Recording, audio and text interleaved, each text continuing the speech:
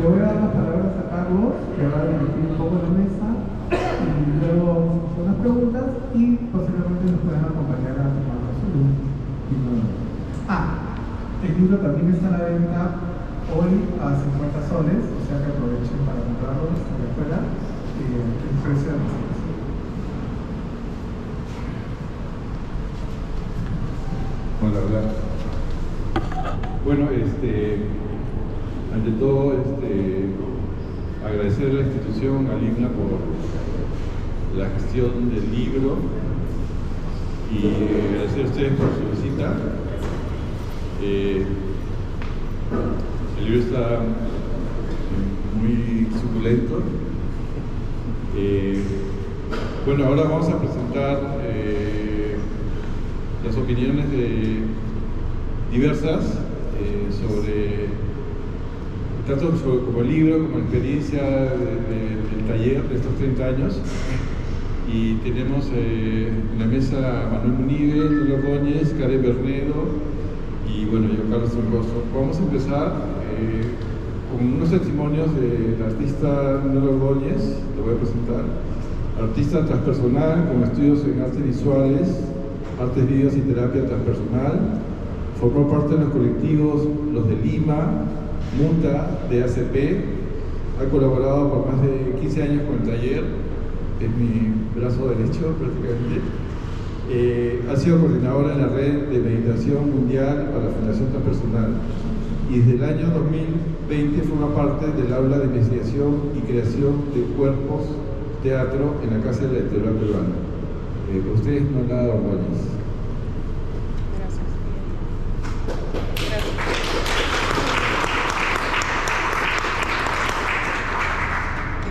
Gracias, bienvenidos. Espero que hayan visto ya la muestra. Me encanta ver toda la trayectoria del taller acá, bueno, casi toda. Voy a hablar un poco de mi experiencia. Yo he acompañado a Carlos varios años con el proceso de varias horas que están acá presentes. Un placer poder verlas acá y acordarme del proceso también, ¿no? Voy a hablar un poco de lo que hicimos con la carpeta, que fue un encargo y que hizo un cambio en el trabajo del taller, porque esta carpeta nos demandó adaptar todo el taller para un pedido bastante grande, que fueron los trabajos de los artistas que están acá en esta pared, la pared que sigue y también por este lado, Venancio Shinki, Elda Di Mario, Luz Letts, Eduardo Tokeshi, Leo Villanueva, también Carlos Revilla, más de 10 artistas que fueron. Venancio también, Carlos Revilla, bueno, perdón, ahora ya les voy a decir todos los artistas. Lo que pasó fue que esto fue con una entidad, un banco, y la Galería Enlace. Entonces, nosotros teníamos un trabajo de taller más reducido, pero nos pidieron un tiraje de más de 300 grabados de cada artista. Entonces, eso demandó adaptar todo el taller, todo el espacio para esta producción. El taller era bastante pequeño y tuvimos que cambiar todo prácticamente, ¿no? En el proceso de serigrafía se necesita, pues, por supuesto, las mallas, las pinturas, pero también un espacio adaptado para este proceso. Y tuvimos que, por ejemplo, tener más mesas de luz donde se podía aplicar las mallas y hacer los artes. Y también tuvimos que generar una planoteca donde se ponían, por ejemplo, las obras, ¿no? Otra cosa también es que tuvimos que tener más compañeros, más personas para trabajar. Y hicimos un equipo grande con otros. Carlos contrató a estudiantes de Bellas Artes en esa oportunidad, algunos compañeros también de otras escuelas. Este trabajo fue en esta medida de 60 centímetros por el 45 y los otros más pequeños. Algunos artistas sí, 3 obras, 4 obras, y la cantidad de demanda que tuvo este trabajo fue un proceso que duró desde el 2015 hasta el 2018 aproximadamente, ¿no? Primero en una etapa y luego en una segunda etapa en un segundo periodo. teníamos que también hacer, por ejemplo, las mezclas de los colores. Cada grabado demanda, por lo menos acá en estos grabados, son unos 20 capas de colores o de diferentes tramas o de diferentes variedades de matices de color, y la cantidad de color que hay que preparar también había que calcularlo, ¿no? Otra cosa que también fue muy diferente fue la forma de calzar, porque cuando uno tiene una cantidad de 30 grabados para imprimir, es totalmente diferente a hacer una producción tan grande. Entonces también la mesa, por ejemplo, teníamos una persona que también se encargaba de imprimir, aparte de Carlos, había otra persona que actualmente trabaja en otro taller de grabado, que está por acá, por aquí lo vi, que se llama Luis, que está por ahí, que se esconde. Ahí está, atrás. Con Luis, amablemente Luis colaboró con nosotros y trajo una máquina que adaptamos para hacer el calce. Porque al momento de pasar, o sea, si ustedes saben, los serigrafía es como una rasqueta aplicando la tinta de la malla. Y al momento de hacer lo que se llama el tiraje, que es la impresión de cada trama de color, llega un momento que se puede mover, se puede, como se dice, descalzar, ¿no? Entonces esta máquina que él trajo para poder adaptar al taller permitía que se ajuste la malla, de manera que al momento de hacer el trazo, al pasar la malla, el color, aplicarlo, no se descalzara, lo cual era bastante ayuda. Pero al final sí tuvimos algunos descalces, ¿no? Y aplicamos, por ejemplo, cosas que se supone que en grabado no debemos hacer, que es retocar el grabado. Acá que grabadores. Y yo le decía a Carlos, no, pero no, el grabado no se retoca, pero había que hacerlo, porque había unos ligeros detalles que también tuvimos que hacer incluso a mano. Y el trabajo fue un trabajo de bastante tiempo, de bastante cuidado. Y lo más bonito también fue que ese trabajo nos permitió conocer a los artistas, porque de mano a mano, ¿no? Trabajar con ellos directamente y hacer una amistad con ellos también, ¿no? Y tenerlos presentes y colaborar con ellos y hablar con ellos acerca de su trabajo, conocerlos más. Por ejemplo, en el caso de Venancio, en el caso de Elda, que fueron directamente al taller, eran bastante curiosos y también bastante exigentes con las gamas de color que había que lograr, ¿no? Ahí nos encargábamos personas que sabíamos, digamos, mezclar los colores como para pintura, porque bueno, los artistas cuando son pintores quieren que salga exacto a veces a la pintura, ¿no? En ese caso, el director de Galería Enlace, Roberto Ascóniga, también conversaba con ellos, ¿no? A veces porque no es una copia pues, de la pintura, sino es que prácticamente uno llega hasta a interpretar a veces, ¿no? A interpretar algunos trazos, la textura, ¿no? Cómo lograr esas texturas que se ven en la pintura de Venancio. Ese rojo, por ejemplo, nos costó bastante, ¿no? Lograr las mezclas, ¿no? El cielo, por ejemplo, igual en los trabajos de Eduardo Kokeshi, que también los LEDs, ¿no? Los trazos que tienen de dibujo para hacer ese trabajo de arte que personalmente recuerdo con mucho cariño. No sé qué otra cosa más. Los festejos con los artistas también fueron memorables y tenemos fotos incluso en el libro que pueden ver. Las firmas también. Los artistas se quejaban un poco de las firmas, ¿no? La cantidad de grabados que tenían que firmar a mano, ¿no? Y cuando veían se sorprendían, ¿pero qué? ¿Tengo que firmar todo? Pues, claro, pero si es tu obra, tienes que firmarla. Entonces ahí también venía, ¿no? El acuñar, el proceso de acuñar el grabado, que era pues una celebración después de todo el trabajo, poder compartir con ellos, ¿no? El nacimiento de la obra del grabado, ¿no?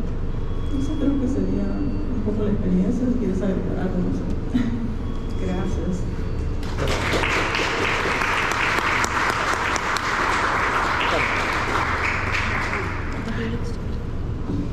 Aló. Gracias, Nola. Sí, hay muchas anécdotas, y hay artistas que lo recordamos con mucho cariño, sobre todo a Venancio y a Elda, que en realidad fueron sus últimas obras gráficas.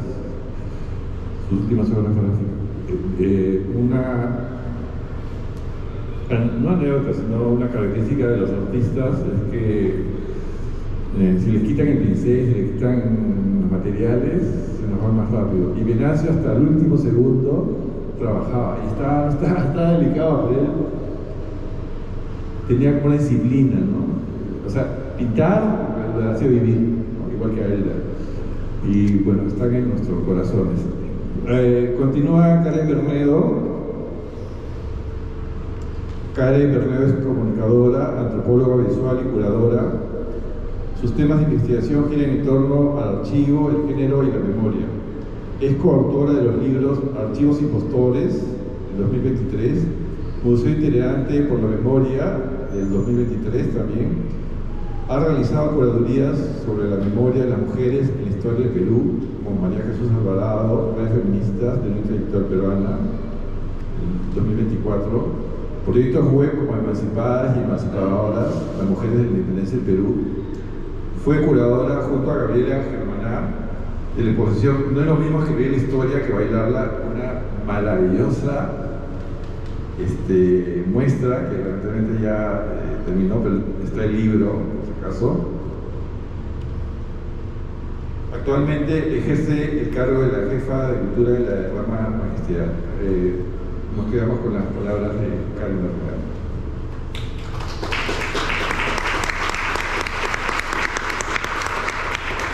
Muchas gracias, Carlos, por la presentación y por la invitación a escribir en este catálogo. Quiero saludar a Nola, a Manuel, el curador de la exposición, y también felicitar a Lina por acoger esta exposición.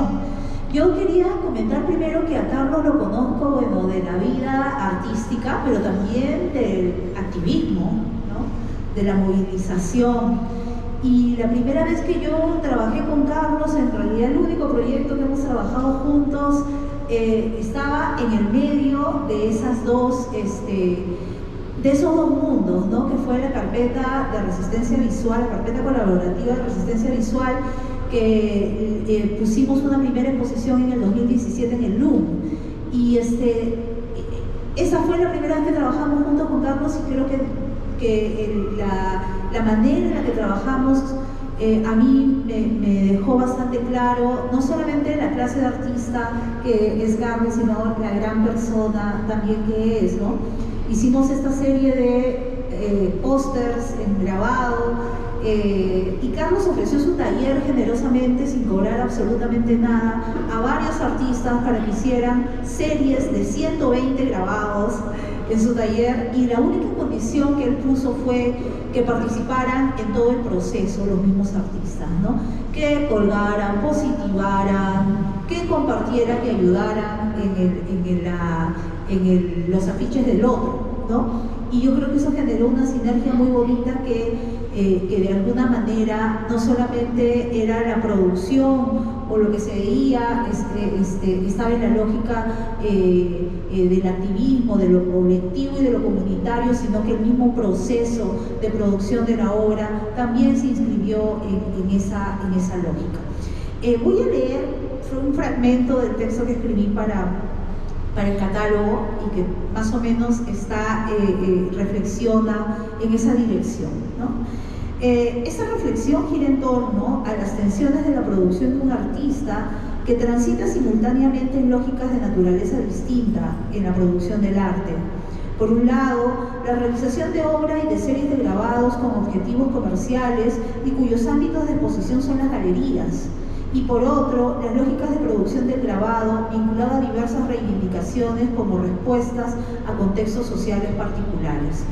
En primer lugar, quiero distanciarme de la clásica oposición arte-activismo, arte y política, y en ese sentido encontramos útiles definiciones que integran y problematizan estas dicotomías.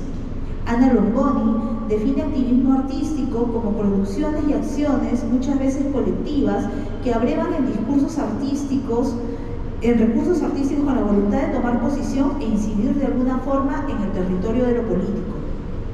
Esta noción nos es útil para entender las estrategias materiales, conceptuales y simbólicas propias de la tradición artística y de la tradición de los movimientos sociales, estrategias colectivas de movilización y de las formas comunitarias de producción simbólica.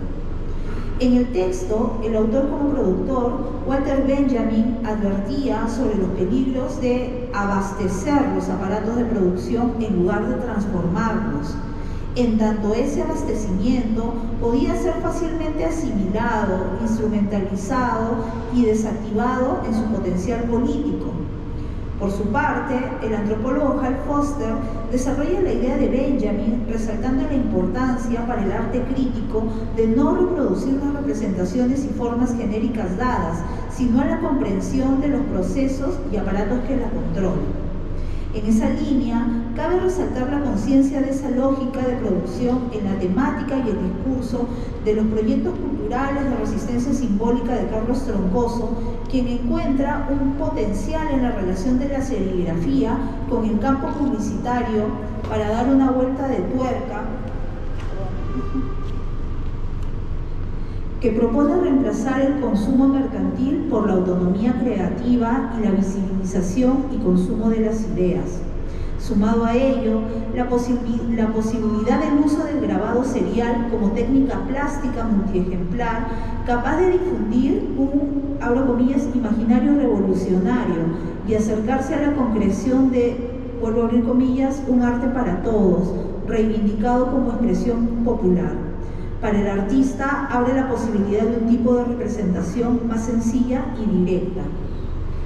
Carlos Troncoso transitó sus épocas de juventud y formación profesional durante las décadas de 1980 y 1990 en un contexto urbano en el que la contracultura y el movimiento subterráneo se volvieron el espacio para cuestionar la autoridad y la injusticia y las convenciones sociales que imponía el sistema.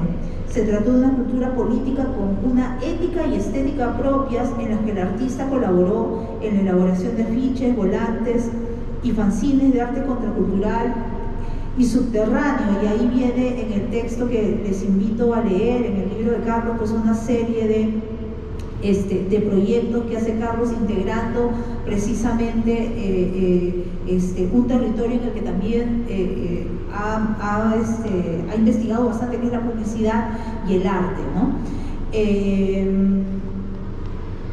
Me gustaría ahí saltarme pues hasta el final. En esa lógica es interesante reflexionar sobre las estrategias colectivas de producción que contravienen toda lógica neoliberal de individualismo. Por ello, el grabado sigue siendo uno de los espacios del arte en los que sobrevive una apuesta por el trabajo comunitario y horizontal. Se convierte, desde ese punto de vista, para un determinado grupo de artistas en una práctica política en sí misma, desde la que algunos artistas tienen la posibilidad de intervenir en el debate público, abro comillas, donde encuentran un medio de expresión para decir en un lenguaje renovado aquello que la política solo puede enunciar en el plano de la utopía. Para terminar, me gustaría leer el epílogo del texto, Los nudos del bicentenario, que en realidad es el título de uno de los grabados, de los últimos grabados, me parece que has producido, Carlos, y que está acá en exposición, ¿no? Me parece que está en la zona de allá. En la última década, Troncoso ha persistido en formas de creación alternativas que apuntan a resignificar los espacios y las lógicas de producción del paradigma neoliberal y que activan reflexiones en torno a sus horizontes de sentido. Ejemplo de ello son los 2 volúmenes de su fotolibro Turismo de Aventura 1 y 2. El proyecto se enuncia desde la ironía y completa su sentido con las frases que acompañan las fotografías a modo de eslogan. Es un proyecto bellísimo que les invito a visitar incluso en la página de Facebook de Carlos. El primer volumen apunta a develar la tiranía del boom inmobiliario, el cual está contribuyendo significativamente a la desaparición de los barrios y sus dinámicas colectivas. Y el segundo retoma uno de los grandes temas alrededor del cual se ha articulado el trabajo de Carlos durante muchos años, los vínculos y tensiones entre el arte y la publicidad. Es en Lima, una ciudad sometida al capitalismo salvaje, la delincuencia, el ruido visual, el tráfico y la saturación de publicidad, el espacio en el que el artista ha logrado articular metáforas visuales que nos abren lecturas y posibilidades distintas que emergen del mismo caos. Una de las tareas o preguntas que nos deja nuestro querido Troncoso es desenredar los grandes nudos esos problemas estructurales que se imponen como desafíos para artistas ciudadanos testigos de su tiempo. Muchas gracias, Carlos, por tu hermoso y potente trabajo.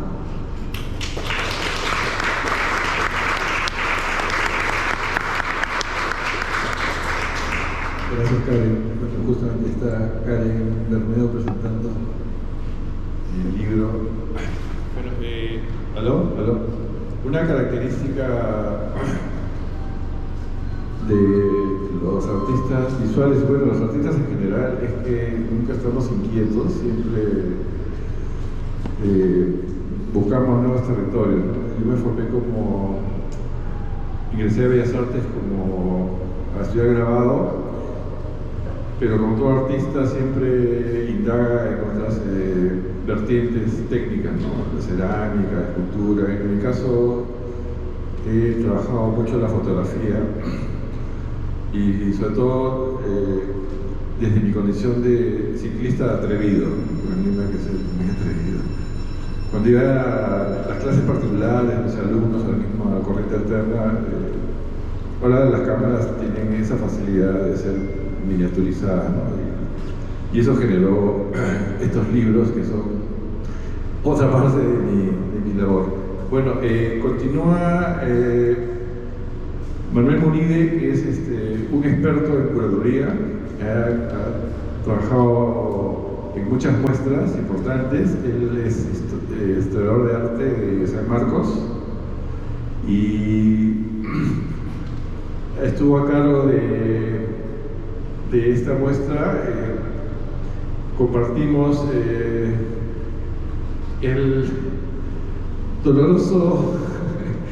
la dolorosa parte de mochar obras, porque bueno, toda selección toda antología requiere presentar algunas y discriminar, no en el sentido negativo, sino en el sentido un poco de ser concreto, ¿no? Va lo más importante, entre comillas también, ¿no? Entonces hay obras que han quedado aparte de esta muestra, pero estoy muy contento con la exigencia de Manuel. Manuel. Bueno, muchas gracias a ustedes, ¿se escucha bien, no? Por estar aquí. Gracias al Museo de Grabado, al directivo del IPNA, por esta nueva confianza en este trabajo de curaduría de memorias de grabado. Hace 5 años, en mayo del 2000, aprendí a hacer serigrafía mirando en el taller de Carlos. Han pasado 5 años de ese momento y siento que ahora, cuando veo publicado el catálogo, siento que por fin uno ha aportado algo, una memoria para la historia del grabado en el Perú, ¿no? Un curador a la vieja escuela como yo, hasta que no ve el catálogo publicado, siente que su trabajo no tiene sentido, ¿no? Hasta que se publique el catálogo, ya, lo que hice se va a recordar, alguien lo va a ver, y cuando me muera, aparecerá por ahí por las Malvinas, en Amazonas, pero alguien dirá, mira, esto se hizo en Lima entre tal tiempo y tal tiempo, y las miradas, las lecturas que tendrán de acá a 20, 30, 50 años, ¿no? Cuando ya no estemos. Bueno, esa experiencia fue para mí impactante. Yo en ese momento no supe expresarlo porque yo sabía cómo era la serigrafía. Yo había estudiado en un tallercito en el centro de Lima, esa gente que te daba cursos de 6 horas y tú pagabas 20 soles por estar parado 6 horas ante una mesa viendo cómo hacían serigrafía en papel calado, ¿no? Y hice lo mío, era muy complicado ser prolijo, uno se ensucia mucho las manos, ¿no? Y la cantidad de agua que yo usaba para limpiar la malla, en fin. Bueno, yo hice mis politos, me salieron seguramente muy mal, los vendí a los amigos nomás, y de pronto, este recuerdo del año 90, ¿no? Hasta que en 2000 por fin, Hidroy Tolentino se animó a hacer un grabado para el Salón de Grabado del IPNA. Y yo les decía, mándate con tu poética, una poética en pintura sobre el tema del gallinazo y cómo el gallinazo era para alguien como él, que venía de Huánuco, de un lugar con un cielo tan lindo, ¿no? Lo que era Lima, cerca de ese río que ya no es un río, que está muerto, que es un estanque básicamente, y veía que tranquilamente Israel podía llevar a la estampa, como lo hizo, y luego a la xilografía o al metal, su propuesta, esta mirada de Lima, iconizada en un gallinazo, que era un esqueleto en el fondo, ¿no? Un pollo, ¿no? Que aparece sumergido en ácido nítrico. Bueno, esa vez entendí lo que era la serigrafía, porque cuando le tiene varios colores es una cuestión muy compleja, y aprovecho ese detalle para subrayar que felizmente Carlos tiene la experiencia de trabajar con varios colores, porque si no, no habría sido posible que los pintores que han pasado por el taller hayan estado contentos. Conseguir que un artista reconocido, firme, un grabado, que está de acuerdo a lo que ellos han planteado, es muy complicado. Hay gente que no firma, ¿no? Entonces, dice, hay que hacer todo de nuevo y hay que aceptar, caballero, pues, así es la cuestión, ¿no? Entonces, el número de artistas que hay aquí, y sobre todo la gama de gente muy joven, o que ya no es tan joven, y sobre todo gente muy mayor y gente que haya desaparecido. Sobre tu comentario de Chiqui, Carlos, ya Venancio no expuso pintura hasta que murió, y creo que la última cosa que hizo salir de su casa fue esto. Pues ya estaba convaleciendo, ella murió años después, o sea, es seguro que ellos saben que fue lo último que hicieron en una cuestión de creatividad y de estrés creativo en el buen sentido, ¿no? A ver que quede bien. Por cierto, ellos ambos también habían hecho grabado con Augusta Barrera en metal, o sea, eran pintores que tenían una formación que permitía un lenguaje primero y una formación que tranquilamente les permitía abordar llevar su trabajo pictórico a un lenguaje gráfico. Bueno, en esa ocasión yo entendí que cada pasaje de color tenía un precio, ¿no? Que había que plantear el color, ¿no? Para que si caía el amarillo y luego un rojo genera un naranja, cosa que se ahorraba uno pagar el color naranja, ¿no? 50 soles de menos. Pero una especie de ingeniárselas para que sea económico, pero a la vez estéticamente más afiatado, ¿no? Duró el proceso casi 8 días, fue semana y pico, me acuerdo. Y yo lo que hacía era colgar en el tendedero los grabados que me iban secando. Había unos que tenían 8 pasadas, ¿no? Unos 5, no menos de eso. Luego que secaron, luego, y estuve en la firma, que no sé qué traguito tú pusiste, tú un traguito, no recuerdo. Y como el taller era un sitio de penumbra en San Luis, y era ya, en ese momento era tan luminoso como el mes de mayo, abril-mayo de Lima, era más sombrío, ¿no? Y trabajamos de noche, pero como era de penumbra, siempre estábamos de noche, era increíble salir de la casa del taller de San Luis.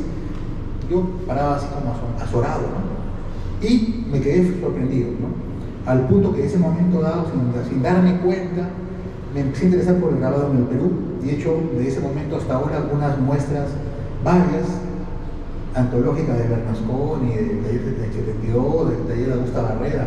Me faltaba Carlos, ¿no? O sea, porque me quedé fascinado al punto que yo tengo en mi departamento un tórculo para hacer calcografía, ¿no? Al que yo presto porque así de paso aprendo a ver. Hay mucha gente que chamea muy bien en metal y yo ahí aprovecho para aprender, ¿no? Y como he dicho, en serio, cuando yo esté en el asilo, voy a llevar mi prensa en el asilo.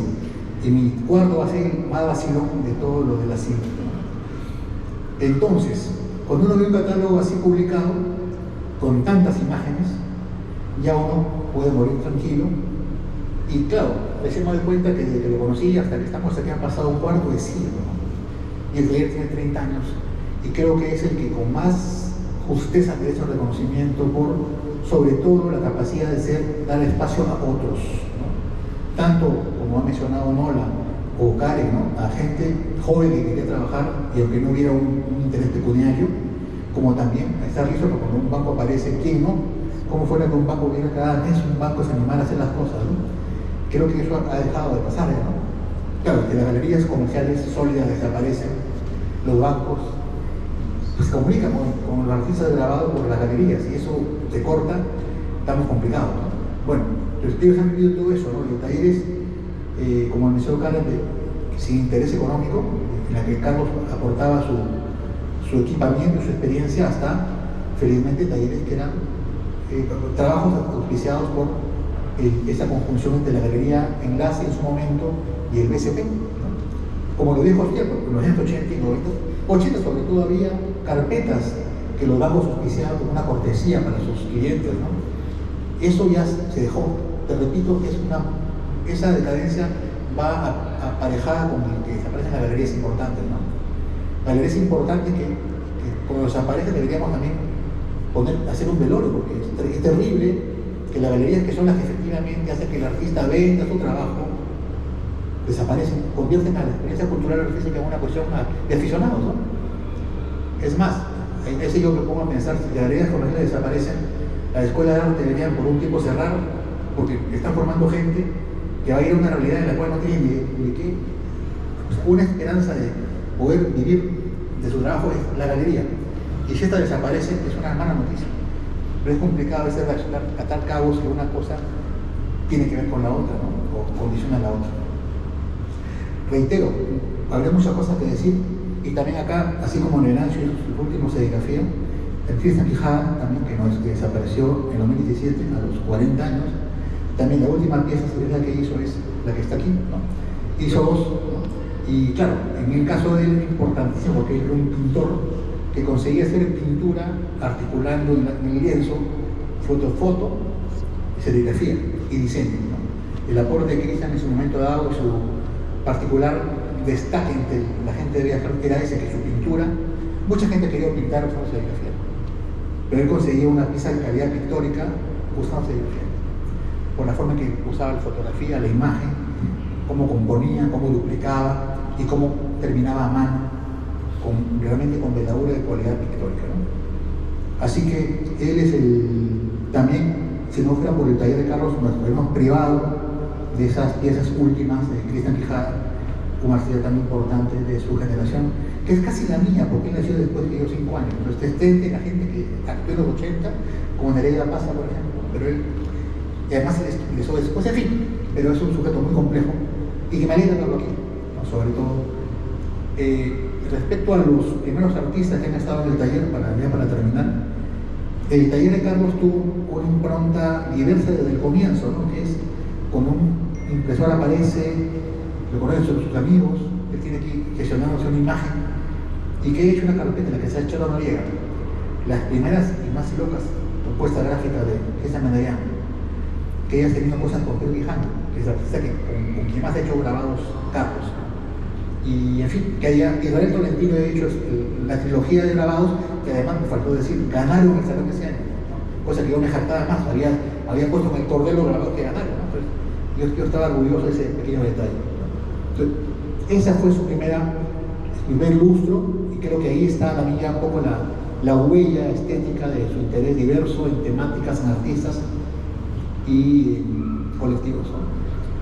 Agradezco, reitero, su paciencia por escucharme, y a Carlos por la confianza. Es la tercera vez que hago una muestra en este piso, y siempre he puesto entre 84 y 88 grabados. Acá hay 87, como fue con Alberto Ramos, o sea, puse lo que casi usualmente entra, y que porque hay más gente que ya no solamente te lo lleva, ¿no? O sea, excepto este panel, después todo está servidito, así que es la cifra, ¿no? Y siempre hay que seleccionar lo que duela, siempre duele seleccionar, claro, no. Eso tiene que ser lo otro, siempre, ¿no? No hay nada que hacer. Bueno, muchas gracias por su presencia.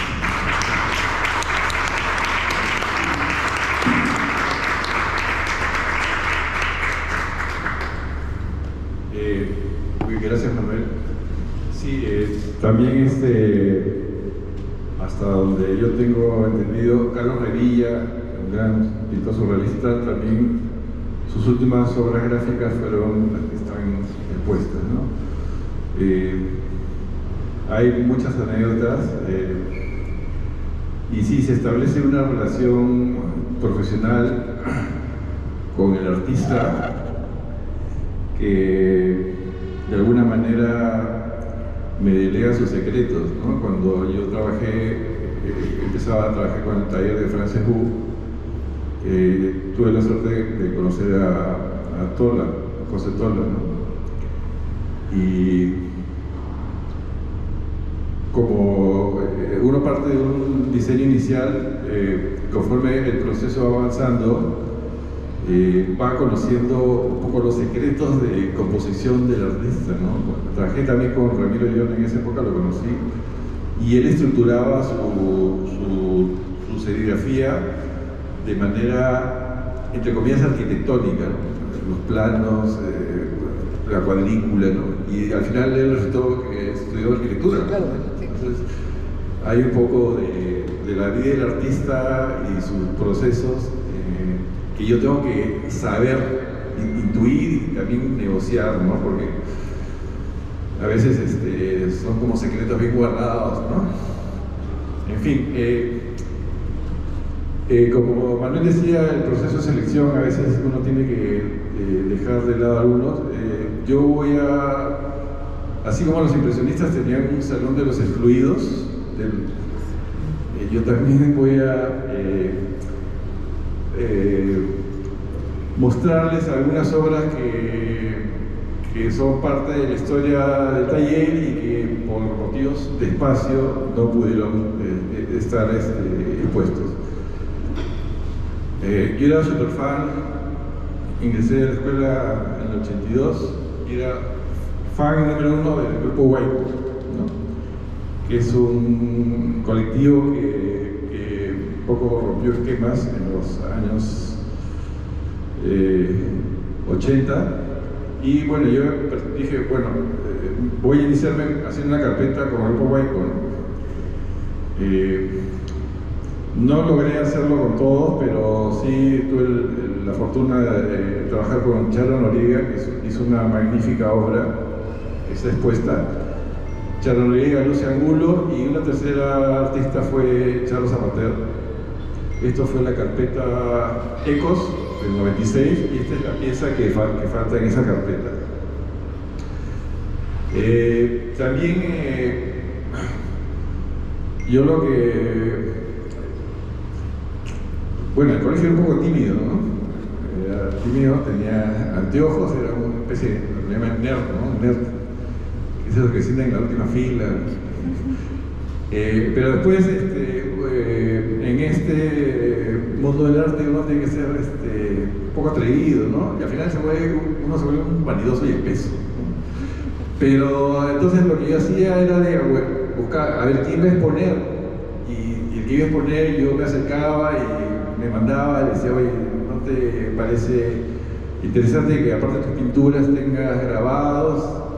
Y así fui conociendo gente, ¿no? Los primeros que conocí fueron a Fito Espinosa, antes que sea el Superstar, y bueno, Medallán, Piero Quijano.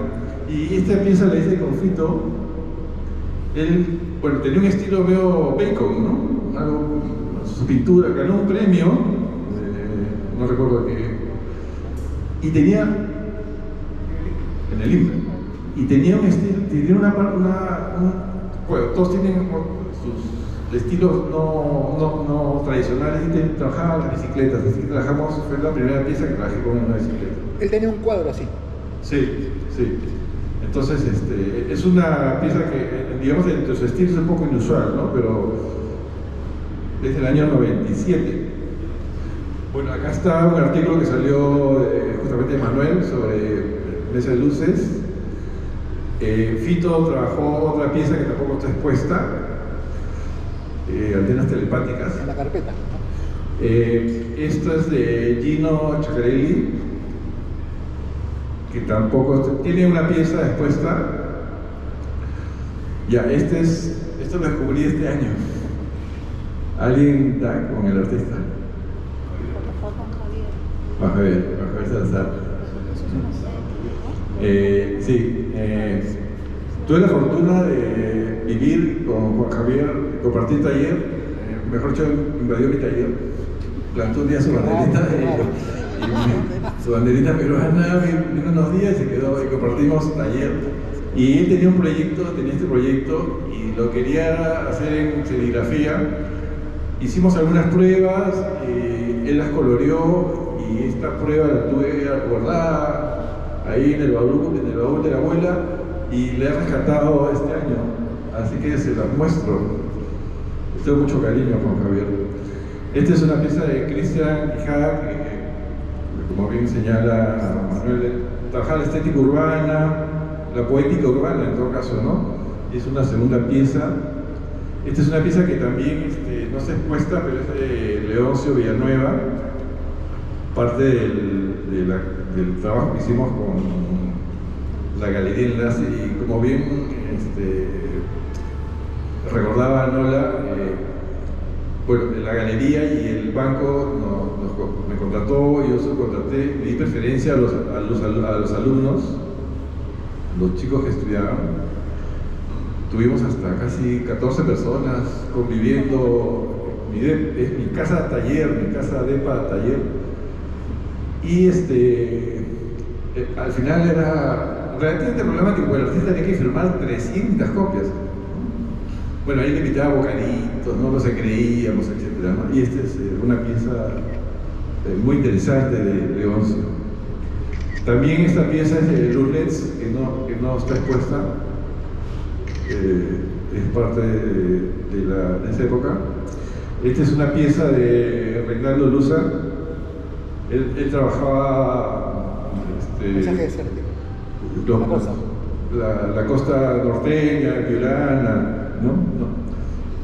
Por supuesto que fue una autorización de sus herederos, ¿no? Esta es otra pieza que tampoco está, es de William Pinillos.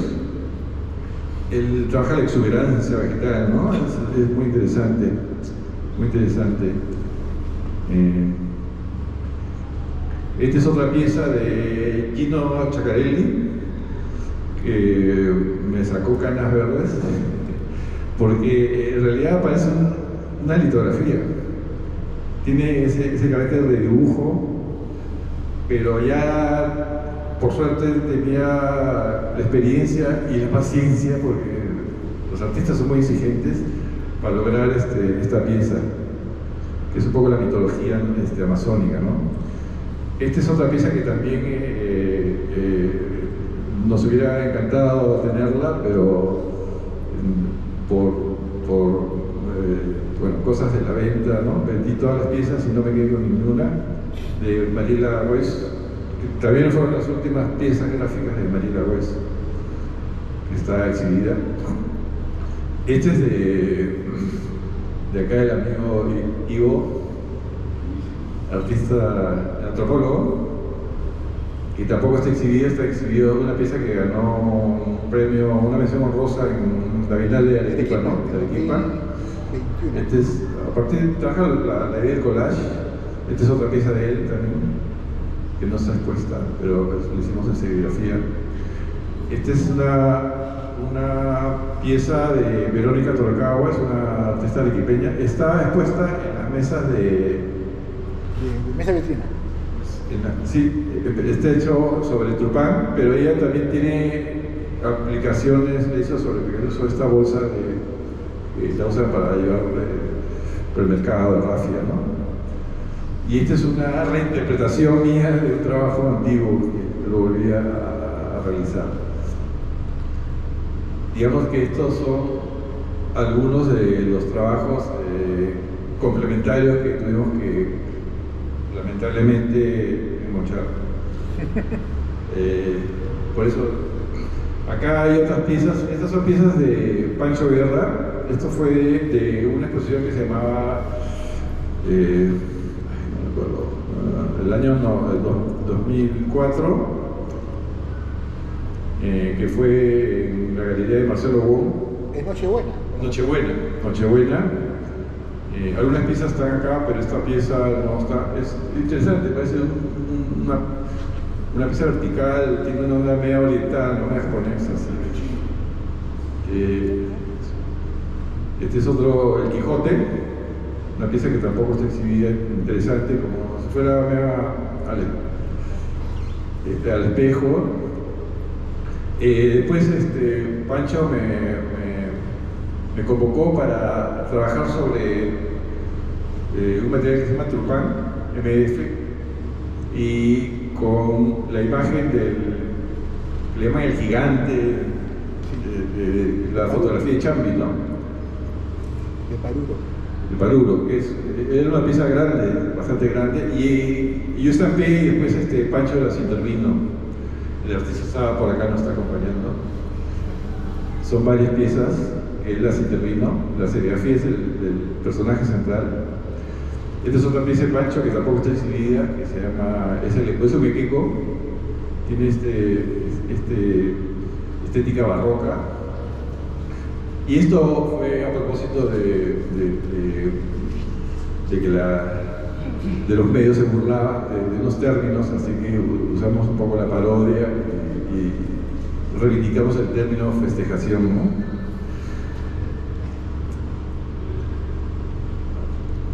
Otro artista con el que he trabajado bastante es con Cristian Mendayán, como bien apunta Manuel. Incluso Cristian hacía historietas, Claro. y editó una revista del cuerpo y dibuja bastante, o sea, aparte de su parte pictórica, tiene también una parte gráfica y esta es una pieza interesante del año 1999, que no la pudimos Permíteme, Carlos. Mendayán había hecho una serigrafía antes con un pata que se llama Jorge Ruiz. Sí. Era lindísima y es inhallable, que era uno miraba un calabozo, en que estaba en el rincón del calabozo, en el suelo, un vallejo travesti, ¿no? Como después de una batida que lo han golpeado y un texto de creo que de Trilce, ¿no? Era muy bonito, en azul, rojo y no sé qué uno más. O sea que él cuando llega a tu taller ya tenía poca experiencia, por eso no se sintió tan subyugado cuando alguien aparece con dos pintores recién llega a un taller, hay como un choque, ¿no? En cambio, lo de él fluía y claro, tenía una inventiva alucinante, ¿no? Y una buena teoría de dibujo. Pero empezó, como vemos ahí, con una serigrafía, fotoserigrafía, ¿no? Para empezar a comprender un poco la técnica. Aquí ya es un dibujo, ¿no? Sí, tuve esos conocimientos previos le permitió a Cristian. Él mismo generaba lo que llamamos las artes, o sea, acetatos, ¿no? los acetatos que sirven para imprimir la malla fotoserigrafía. Él los hacía todos a mano y feliz de la vida. Esta pieza es interesante porque hay una pieza acá que fue como un error, o sea, los tres colores no calzaron bien, pero estéticamente quedó bien. Entonces empezamos a jugar con el descalce, ¿no? Fíjese. Es la misma imagen, solo que... Entonces, el tener la matriz me permite jugar un poco con diversas opciones de color, ¿no? Este es de la misma época, del 99, de Cristian Mendayán. Esta es una pieza, hay una pieza de una serie que se llama Estaciones, solo, dolorosamente, por motivos de espacio, tuvimos que poner una. Pero estas son dos piezas que... Es un tríptico, ¿no? Sí. Yo se los tengo. Después, también una carpeta que se llama Corazón Berraco, que la hallé en último momento, la tenía ahí metida en el baúl de la abuela y por ese motivo no pudo ingresar a esta muestra. Son varias piezas del año 2000. Debo decir en mi defensa que hay varios grabados que acabo de ver recién ahorita. Para que vean que su archivo estaba un poquito traspapelado. Todas las piezas de Corazón Berraco son una carpeta de 25 por 25 centímetros, creo, con texto de Portocarrero, desde el año 2001, creo. No, al final que era 2002. 2002. Siempre la estética, ese dramatismo y crudeza de Cristian. Esta es una pieza también inédita que la he rescatado, Cristian Mendayán.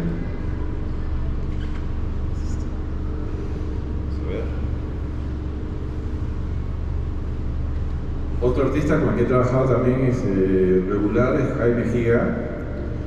Él tiene una pieza de su gatito y le acompaña a esa pieza el perrito, que también era su mascota, se llamaba Bruno. Por eso su galería se llamó Bruno Galería.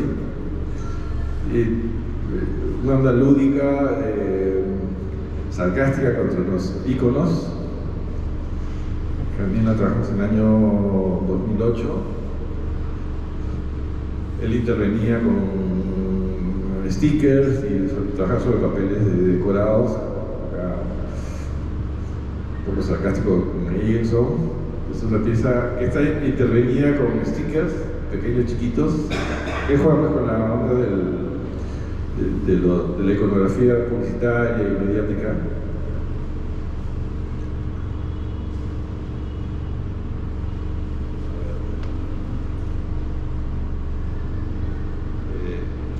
Israel Tolentino, que ganó el premio, como cuando uno trabaja un concepto, el concepto tiene que tener relación con la imagen, ¿no? En este caso era los gallinazos de Lima, pero habría que hacerlos de una forma cruda, ¿no? O sea, parecía pasar por ácido muriático, ¿no? Estas piezas no están, fueron como 7 piezas en las que ahí lo conocía Manuel. Manuel decía, yo soy historiador, no, historiador no, también tienes que trabajar, así que lo hicimos ahí, chambearlo acá en el taller. Claro, cuando vi la magia dije, ¿cómo hago para quedarme acá que me aguanten una semana? Hay que ser útil, pero claro. A colgar, a limpiar. Bueno, todos creo que hasta Leonardo aprendió, todos tenían que pasar por el proceso de abajo hasta arriba. Sí. Ya, y estas son piezas magníficas, de haber tenido un doble espacio, hubiera puesto estas piezas de Israel. Ganó el Salón del Himno Nacional del año 2000, ¿no?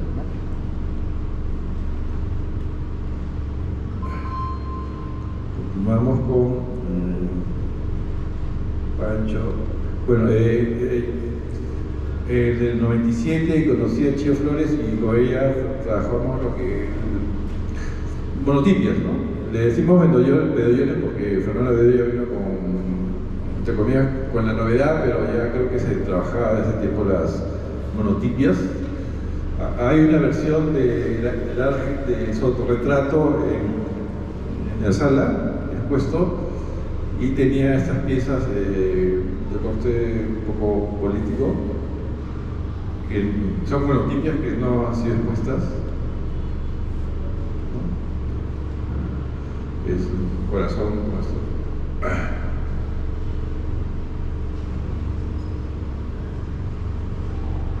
Y bueno, otro artista con el que he trabajado bastante es Piero Quijano. Esta es una pieza hecha sobre un material que se llama MDF o trupán. Al fondo están las 2 piezas parientes de esta. Le gusta mucho trabajar lo que son los músicos, ¿no? Estos son los músicos, son unas maravillas. Esta es otra pieza también sobre Turán. ¿Lo reconocen? Salmo Cabero y Avilés. Esta es también una carpeta que hicimos que llamaba Radioteatro del Mundo y tuvimos que mochar algunas serigrafías. Estas son las 3 que faltan. Él filmaba como Martín Ikea en Perú 21, creo. Sí. Perú 21. Yo estaba en la revista Perú 21. ¿No? Algunos dicen que este es Sherman, pero no. Hicimos una serie muy exitosa de cassettes. Hubo con Jaime Higa en su galería Bruno Gallery hacia el 2008. Se generó unos eventos que se llaman desenfranquiciados, que la idea era ofrecer al público obras a precio clase mediero, por decirlo de una manera, más o menos asequible, obras de hasta 200 soles, ¿no? de artistas. Entonces la serigrafía ayudaba mucho. Piero dibujaba, bueno, mis alumnos por lo menos no saben lo que es un cassette, ¿no? Pero nosotros que conocemos los cassettes, algunos Piero los interviene, o sea, los dibujaba. Y yo dije, ¿por qué no hacemos los cassettes? Entonces, estas son varias piezas de artistas conocidos que se hicieron sobre Tupán y tuvieron un éxito fabuloso. La gente los compraba como pan caliente realmente. Y la serigrafía ayuda en eso. O sea, es otra característica, ¿no? La serigrafía y el grabado en general son parte de la democratización de la imagen, ¿no? Este es un detalle de uno de esos grabados. Estos fueron unos detalles de unas piezas que las exhibió en la Bienal Nacional, ¿no? Hay unos cuadros. Sí, es versiones de los cuadros, ¿no? ¿Y cuál Bienal fue esta? La Nacional, creo que fue en 2001 o 2000, no sé. Que tampoco, lamentablemente, no están exhibidas acá.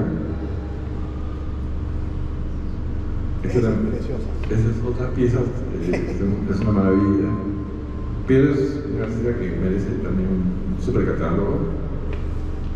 Una maravilla de pieza. Y como es el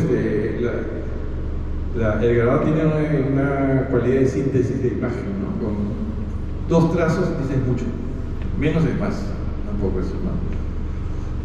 Tenemos la opción de cambiar de color por la malla, ¿no? Esa es una fortuna. Una jarana criolla,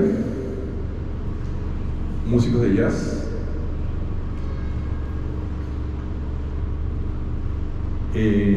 Seguimos con el Salón de los Excluidos. Ya es la una. Bueno, son bastantes, y hay otros artistas que...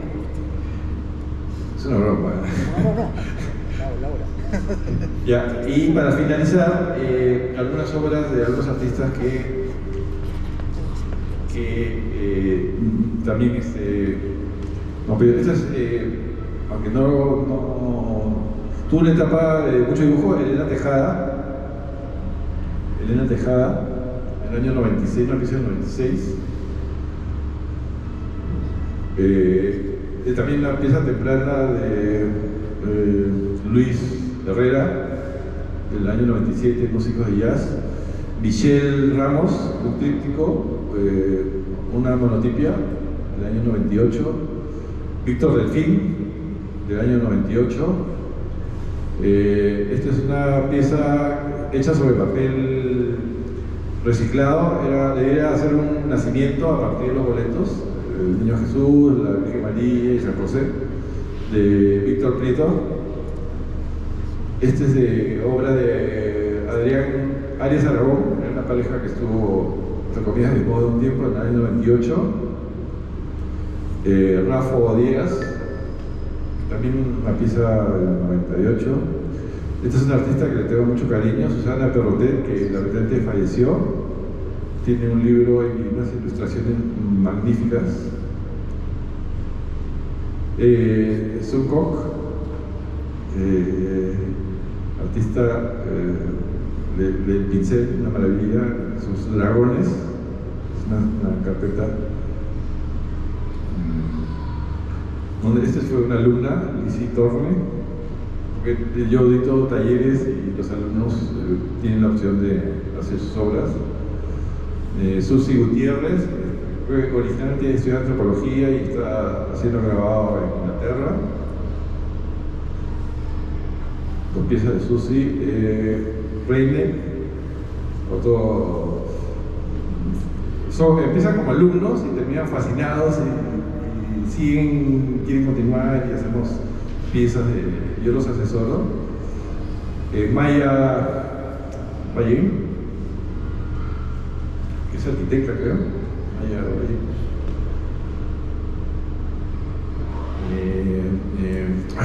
También una alumna, Sonia Gay, tiene varias piezas.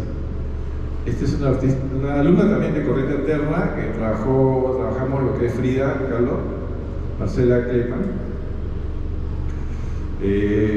Bruce Rubio, Rebel Yarkari, Maritza Carazza. Este es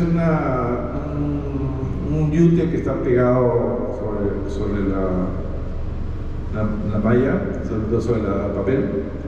Este es obra de Maritza Carazza. Cleo Delgado, es de Bellas Artes. Cle. Es una alumna, Jimena Godoy, también entró como alumna y se fascinó y terminó haciendo una serigrafía. Marda, otro alumno. Este es el amigo fotógrafo Raúl García, el avión. Michelle Hurtado, que hizo a Martina, que también fue entra en calidad de alumnos y terminan haciendo estas piezas. Y Debra Montoro, que también ella sí es grabadora y es la última pieza que he realizado en el taller. Eso sería todo. Este es el salón de los... Se llama el salón de los rechazados, creo que fue así, ¿no? Muchas gracias.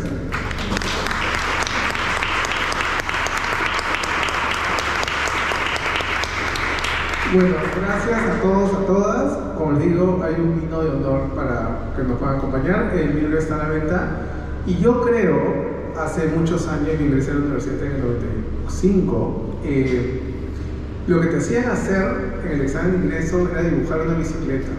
Por eso Fito Espinosa creo que usa la bicicleta como referencia. No sé si hasta ahora hay un examen de ingreso en la universidad, no sé si en Bellas Artes también hay algún, pero en la Católica el trabajo era hacer una bicicleta. Y dependiendo de eso ingresabas o no. Curiosidades que pasan. Con cambios. Bueno, con cambios. Bueno, muchas gracias a todos y a todas. Hasta luego.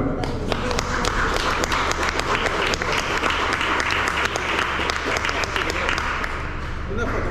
Sí, listo. Vamos. Ya.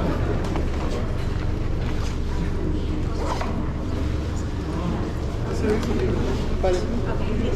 Vamos, Manuel, por favor. Sí.